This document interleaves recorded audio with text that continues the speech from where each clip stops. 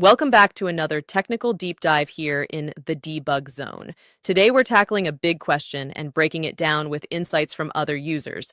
Hopefully this clears up some misconceptions and helps you get the answer you need. So buckle up, stay a little curious, and let's jump right in.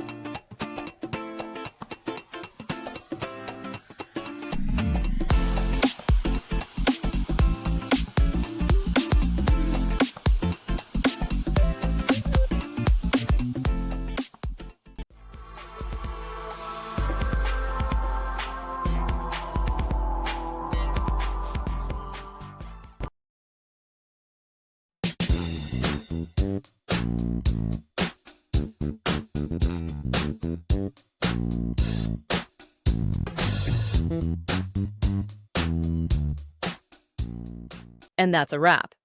I hope you found the answer you were looking for. If you did, take a second to hit that subscribe button. It really helps out. And let me know in the comments which solution worked best for you. See you next time in the debug zone.